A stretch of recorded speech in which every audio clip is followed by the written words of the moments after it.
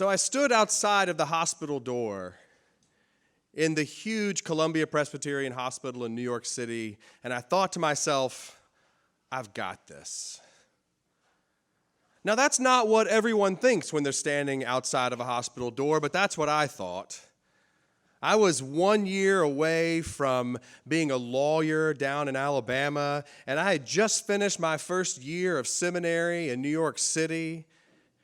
And I had just started my hospital rotation to do what they call clinical pastoral education, which is how they train you to be a chaplain in a hospital. And basically what happens is they give you a couple of floors on the hospital and they say, go visit these people. So when I showed up outside of the door of the man who was 55 years old and about to go have a brain tumor removed, and they weren't sure if he was actually even going to make it, I might have been one of the only people who stood outside of that door and thought, I got this. And I turned the handle and I walked through the door, and there I saw most of his family and friends crying, standing around his bed, saying their goodbyes.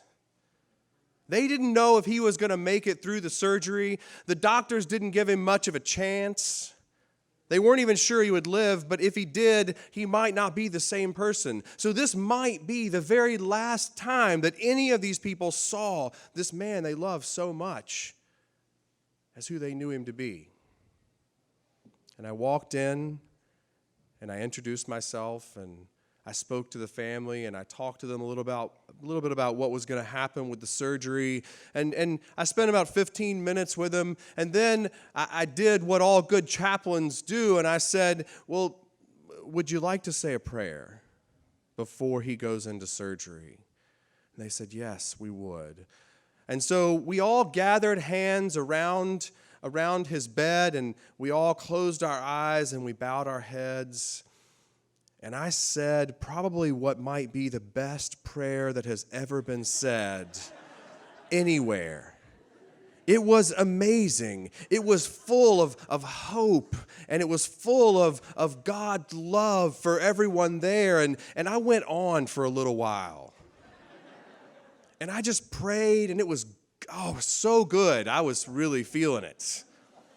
So we finally said amen, and we let our hands go, and I said, I started saying goodbye, and as I started saying goodbye, I wanted to look really, really smooth leaving the room. So I started walking backwards out of the room, and I got about halfway across this big, huge hospital room, and I turned, and as I turned, I had forgotten that just behind me was about a waist-high trash can. And I tripped completely over that trash can, and I kicked it out into the hallway. And all of its contents, including me on top of it, went tumbling out into the hallway of this hospital floor. And I turned back around, and the family had fallen apart in laughter. They could not have been laughing harder at me. Ass over elbows, out in the middle of a hospital floor, there I am, and they were just, they had the best laugh. The guy who's about to go in for brain surgery was laughing. Everyone was laughing at this young guy who had just come in and talked to them. And I sort of pulled myself up and straightened myself off, and I said, I'll come and check on you later, and we'll see about that. And then I turned and I walked out of the hospital room. And I thought, okay, well, all right, maybe what they needed at that moment was a laugh. Of all the things that God could have blessed me to do, I just tripped right over that trash can for them. It was all for them. That's how that plan worked out. I am nothing if not an optimist about everything. And so it was really no surprise to me a few days later that I got a call from the supervisor of the whole program. There were about 15 of us from different traditions, different faith backgrounds. But the supervisor, Raymond Lawrence, called me into his office with one of the other supervisors, and he said, Jeremy, we've got a problem that we need you to fix. And I thought, I'm the guy that can fall over a trash can and make it okay. So tell me what you got. Turns out that one of our other chaplain trainees had gone down to the obstetrics floor to visit a woman, and in that conversation, it turned out that this woman was given the choice by her doctor that either she had to live or her baby had to live. And this chaplain went in to this woman and spoke to her and told her that if she chose her own life over the life of her baby, that she would be committing a mortal sin and that she would never go to heaven. So I thought, okay. And they said, Jeremy, we need you to go see this woman. We need you to go and talk to her and fix this. And while there was a great puffing up inside of my heart that I was glad they had asked me, I was a little bit hesitant. But they said, we think you're the guy to go and do this. So they gave me the paperwork, and I walked all the way across the hospital, from where the chaplain's office, down elevators, across long, long hallways. It's a huge place. Columbia Presbyterian Hospital takes up the better part of 2 full city blocks on the west side of Manhattan. So I had a lot of time to think about where I was going and what I was going to be doing. I had a lot of time to kind of contemplate how I'm going to fix this. How I'm going to fix what that other chaplain did. How he had made her feel. I can do this. I'm the optimist. I've got this. So I walked down the long white hallway, and I got to another big wooden door. And I turned the handle and I walked in. And in this room, there wasn't a large group of family and friends. There was just one 30-something-year-old woman crying in her hospital bed.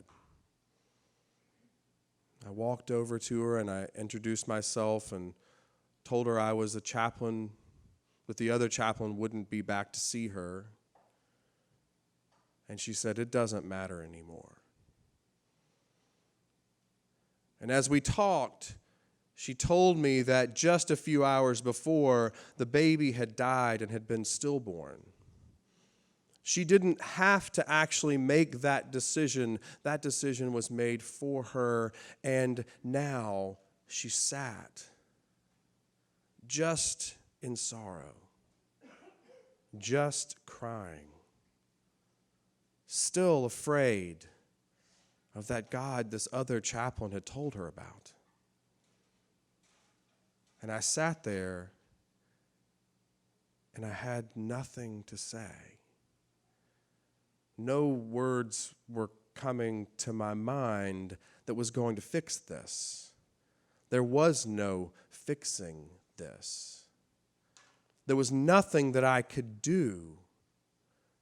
And so we sat together in this big, empty hospital room, just she and I, her crying, telling me about wanting to be a mom, all the things they had planned, the hopes that she had for this child that were no more. After we spent about 30 minutes talking,